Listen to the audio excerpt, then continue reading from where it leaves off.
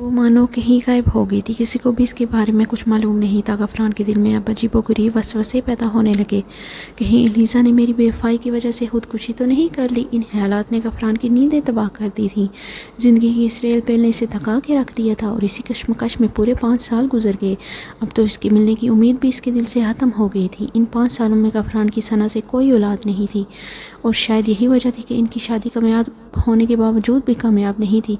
सना अच्छी लड़की थी मगर इसके म्यार पर पूरा नहीं उतरती थी। वो गफरान को पसंद तो थी मगर इसे कभी भी इससे मोहब्बत नहीं हुई थी। दूसरी जानिब सना के हालात भी गफरान के लिए कुछ ऐसे ही थे। शायद इसीलिए दोनों की औलाद नहीं थी। दोनों औलाद की नेमत से महरूम थे और इसी तरह की ज़िंदगी से उकता गया था और सना के बेगाने रवैये ने गफरान का जीना मुहाल कर दिया था। इसकी बेजारी देखकर सना ने यह तक कह दिया था कि वो चाहे तो दूसरी शादी कर सकता है।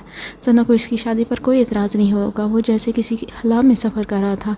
इस रोज़ अंधेरे में रोशनी की किरण नज़र आई। वो शॉपिंग मॉल की पार्किंग में कार पार्क करके मॉल के अंदर दाखिल होने लगा कि अचानक इसकी सांस लम्हे भर के लिए साकित हो गया। वही लंबे और सिल्की बाल कंधों पर से सिरा कर सीने पर बिखरे हुए थे। सुर्ख मुतवर्रम होंठ दिल की ज़मीन को कोल्हों में सिराब करते थे। गोरे गाल और वही मगरूर खड़ी नाक बिलाशुबा वो आज भी हुस्न के म्यार पर पूरा उतरती थी। इनके दरमियान नज़रों का तबादला हुआ। एक हल्की सी नमी इसकी आंखों में उतरी। सब कुछ हो बहु पहले जैसा सिवाय इसकी आंखों के। अब इसकी आंखों में वो चमक नहीं थी। इसने अपने आंसू को रोकने की भरपूर कोशिश की। इतने नज़दीक होने के बाद भी दरमियान में इतना फासला हायल था कि शनासाई का शायबा तक ना था। कुछ लम्हे खामोशी के नज़र हो गए। कहने को तो बहुत कुछ था मगर होंठों पर कुफ्र लग गए। इसने हर बढ़ा कर रास्ता बदलने की कोशिश की मगर गफरान ने बाजू फैलाकर अलीज़े का रास्ता रोक लिया। अलीज़े रुको, मेरी बात सुनो। गफरान ने मुसरिफ होकर कहा। कहने और सुनने का कुछ नहीं है, मेरा रास्ता छोड़ दो। इसके लहजे में एक अजीब थकावट थी। हम कहीं बैठ कर बात करते हैं प्लीज़, वो मुल्तजना अंदाज में बोला। मुझे देर हो रही है गफरान, हम फिर बात कर लेंगे। वो भीगी आवाज़ में मुश्किल बोल पाई। फिर ठीक है, मैं तुम्हें घर छोड़ देता हूँ, प्लीज़ अलीज़े बैठ जाओ। वो कार की जानिब इशारा करते हुए बोला और उसके भरपूर इसरार करने के बाद वो इसके साथ जाने पर आमादा हो गई। तमाम रास्ते वो किसी न किसी बहाने अलीज़ा से गुफ्तगू करता रहा। वो भी गाहे बगाहे इसे तो कभी विंडो स्क्रीन से बाहर सड़क को देख रही थी। सर्दी काफ़ी थी इसलिए गाड़ी का एसी ऑफ था। अलीज़ा ने अपनी जानिब का शीशा नीचे कर लिया। ठंडी ठंडी हवा गाड़ी से टकराने लगी। मुसलसल खामोशी देकर गफरान ने गाड़ी का FM ऑन कर दिया जिस पर मेहदी हसन की खूबसूरत सी गज़ल गुनगुनाने लगी। इसने एक मुद्दत के बाद इसे गुनगुनाते सुना तो उसे अंदाज़ा हो गया वो इसकी आवाज़ का दीवाना था। मैंने इन तमाम सालों में तुम्हें ढूंढने की बहुत कोशिश की है अलीज़ा, वो अपनी खामोशी तोड़ते हुए बोला। जवाब में इसने एक लंबी सांस अपने फेफड़ों में उतारी और कुछ देर खामोश रहने के बाद बोली, मैं अपना माजी भुला चुकी हूँ गफरान। वो मंदम सा मुस्कुराई और ऐसे लगा इसके दिल से सारा बोझ उतर गया। इस लम्बे गफरान के दिल में बेसाख्ता ये उमंग जागी कि ये सफ़र भी ख़त्म ना हो। अलीज़ा को घर छोड़ने के बाद वो सारा रास्ता इसी बारे में सोचता रहा। इसे यूँ महसूस हुआ कि जैसे इसे जीने की नई उम्मीद मिल गई है। इसने फैसला कर लिया कि अब वो दोबारा अलीज़े को खुद से दूर नहीं जाने देगा। दूसरी शादी की इजाज़त तो सना पहले ही दे चुकी थी। वो हर चीज़ से बेनियाज़ अलीज़ा के लिए जतन करने में मसरूफ़ हो गया। गफरान ने अलीज़ा को बहुत बार मुलाकात करने को कहा जिस पर हर बार अलीज़ा को नया बहाना कर देती मगर गफरान को इस बात का अंदाज़ा था कि वो जानबूझकर ऐसा कर रही है। वो भी टस से मस नहीं हुआ और इसकी मुसलसल कोशिशों के बाद आखिरकार वो बीच पर मिलने के लिए आमादा होगी। वो घड़ी पर टिके बांधे बेसब्री से इसका इंतज़ार कर रहा था और ठीक 2 घंटे बाद से कैफ़े की खिड़की से बाहर सड़क पर नजर आई। वो एक लॉन्ग कोट में ब्लूज थी, बालों को जूड़े की शक्ल में दे रखी थी और चेहरे पर हल्का मेकअप था। गार्ड ने इसके लिए शीशा खोल दिया।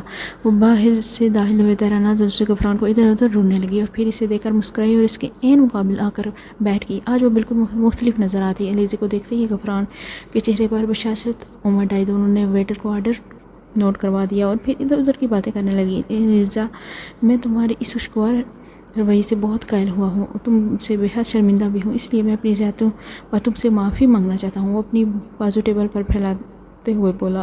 वो कुछ देर बाद अपनी खुली हथेलियों को मुश्किल देखती रही। फिर इस बात में सर हिलाते हुए बोली, मैं तुम्हें माफ़ कर चुकी हूँ, इसलिए तुम्हारे सामने बैठी हूँ। वो लम्हे भर के लिए रुकी और खिड़की से बाहर देखती रही। फिर नज़रों का जाविया गफरान की तरफ मोड़ दिया। इसकी आंखों पर बरसों की नमी लम्हों में खुश्क हो गई। वो सब्र का दामन थाम चुकी थी। इसी लम्हे गफरान ने खुद से वादा किया कि अब कभी इसकी आंखों में आंसू नहीं आने देगा। वेटर सैंडविच और मशरूम से कर सूप टेबल पर से जाकर चला गया। इनकी तामील हाल के एक पुरसकून गोशे में थी। दोनों के दरमियान खामोशी की एक मुख्तसर सा वक्फा आया। कैफ़े से निकलते वक्त अलीज़ा ने आहिस्तगी से गफरान का बाजू थाम लिया। इस लम्हे गफरान के दिल के तमाम खदशात ख़त्म हो गए थे। गफरान ने इसे घर छोड़ने की रिक्वेस्ट की जिस पर वो बिना किसी बहस के इसकी गाड़ी में बैठ गई। मुस्तकबिल के हवाले से इसे बात करना चाहता था मगर बहरहाल इसके लिए यही काफ़ी था कि वह पुरानी तलहियों को भुला चुकी है। अब गफरान के غفران چاہتا تھا کہ اس کی گاڑی کو تمام فیصلے بہت آسان ہو گئے تھے۔ دوسری جانب ثنا غفران کے اندر اس تبدیلی کو بام گئی تھی۔ وہ پھر وہ پہاڑ ٹوٹا جس کی سے امید نہیں تھی، چاہے ثنا کتنی ہی بولڈ اور لاپرواہ تھی، مگر تھی تو ایک عورت تھی۔ حالانکہ اس نے خود غفران کو دوسری شادی کی اجازت دی تھی، کیونکہ اسے اس بات کا اطمینان تھا کہ غفران کبھی دوسری شادی نہیں کرے گا، مگر اب حالات کچھ اور تھے۔ اس نے یہ شرط رکھ دی کہ اگر وہ دوسری شادی کرنا چاہتا ہے تو پہلے اس کو طلاق دے دے۔ ثنا کو طلاق دینے کا مطلب اس عیش و عشرت کی زندگی کو چھوڑنا تھا، اس لیے اس کے اعصاب جواب دے چکے تھے۔ اس سے پہلے کہ وہ ثنا اسے سوچنے کی مہلت دیتی، غفران نے طلاق کے 3 بول کہہ کر قصہ ختم کر دیا۔ وہ روتی دھوتی اپنا سامان لے کر اپنے باپ کے گھر چلے گی اور غفران کے دل پر یہ بوجھ بھی اتر گیا۔ وہ بے صبری سے علیزہ کو اپنے دل کی بات بتانا چاہتا تھا۔ چھٹی کا دن تھا، غفران نے رستے سے پھول لیے۔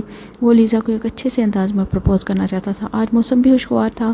اس نے گاڑی ٹھیک اس کے گھر کے سامنے کھڑی کی اور ڈیش بورڈ پر رکھی سرخ ڈبیا اٹھائی جس کے اندر ایک خوبصورت ہیورکنگ اٹھی تھی۔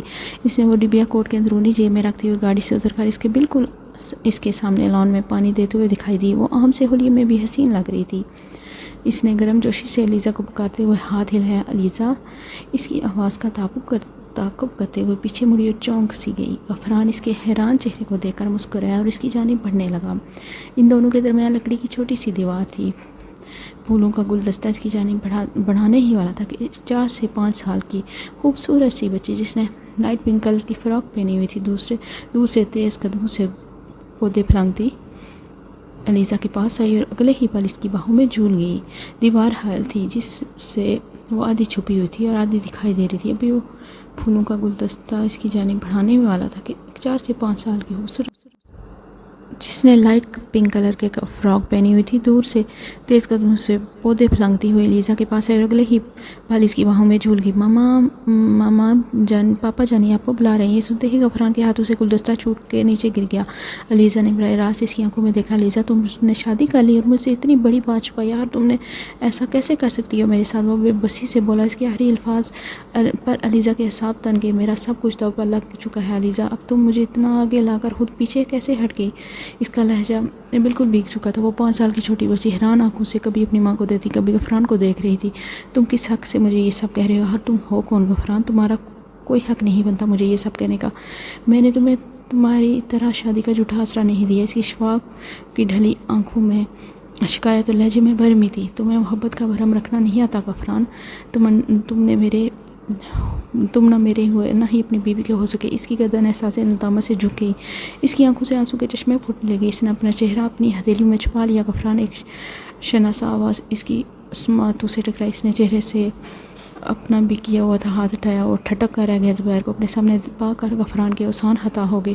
تو تم وہ بمشکل بول پایا، ہاں غفران، میں زبیر، تم میرے ساتھ ایسا نہیں کر سکتے، تم میری محبت مجھ سے نہیں چھین سکتے، میں تمہیں ایسا کرنے کی اجازت ہرگز نہیں دوں گا۔ اس نے زبیر کا گریبان پکڑتے ہوئے کہا۔ اس کے سینے میں ایک طوفان سمجھ گیا۔